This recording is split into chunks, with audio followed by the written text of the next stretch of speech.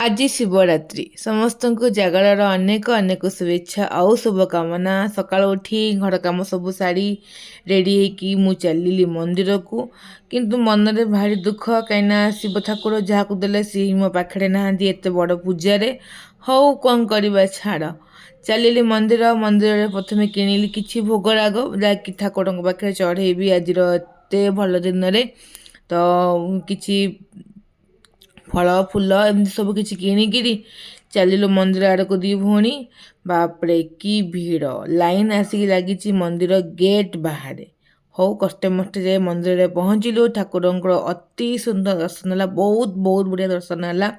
ଦର୍ଶନ ସାରିଲୁ, ପାଦୁକ ସାରିକି ପୁଣି ଦୁଇ ଭଉଣୀ ଗୋଟେ ଛୋଟିଆ ସ୍ନାପ୍ ଆମର ଏଜ୍ ୟୁଜୁଆଲ୍ ନେଇକି ଆସିଲି ଘରକୁ।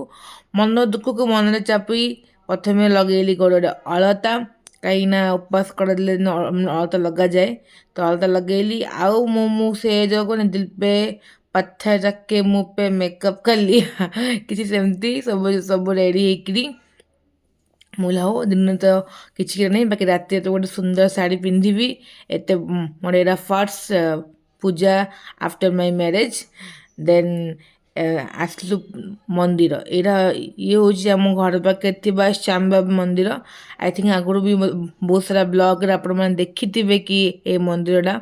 ଆଉ ଆଇ ଥିଙ୍କ ଏବେ ଇନଷ୍ଟାରେ ମଧ୍ୟ ଏଇ ମନ୍ଦିରଟା ପୁରା ଭାଇରାଲ୍ ଚାଲିଛି। ବାକି ଏଇଟା ଆମ ଘର ପାଖରେ ହିଁ ଅଛନ୍ତି। ଆଉ ସେଦିନ ଡେକୋରେସନ୍ ଲାଜବାବ, ବହୁତ ସୁନ୍ଦର। ଦେଖନ୍ତୁ ବାବା କେତେ ସୁନ୍ଦର ଦେଖାଯାଉଛନ୍ତି, ମୋତେ ଭାଇ ଆଖି ରହୁନଥିଲା। ବାକି ଟିକେ ଲେଟ୍ ହେଇଥିଲା ପହଞ୍ଚିଲା ବେଳେ, ତ ଆମେ ଗଲା ଅଳ୍ପ ସମୟ ପରେ ହିଁ ପହର ପଡ଼ିଗଲା। ଦେନ୍ ଠାକୁରଙ୍କୁ ଦର୍ଶନ କଲୁ ଏଇଠି ବି। ଦେନ୍ ଆସିକି ପହଞ୍ଚିଗଲୁ ମନ୍ଦିରରେ, କାହିଁକିନା ଆମକୁ ଦୀପ ଚଳେଇବାର ଥିଲା। ତ ଆମେ ସବୁ ଦୀପ କିଣାକିଣି କରିକି ଚାଲିଲୁ ମନ୍ଦିରକୁ। ବାକି ଏଇଠି ବି ଏତେ ସୁନ୍ଦର ସବୁ ଡେକୋରେସନ୍ ହେଇଛି ଆଜିର ମନ୍ଦିର ସବୁ ଯାକ। ଆଉ ଏଇଠି ବି ବହୁତ ବଢ଼ିଆ ଦର୍ଶନ ମିଳିଲା। ହୁଏତ ଦିନରେ ଆସିଥିଲେ ବି ଏତେ ଭଲ ଦର୍ଶନ ମିଳିନଥିଲା, ରାତିରେ ଏତେ ଭଲ ଦର୍ଶନ ମିଳିଲା।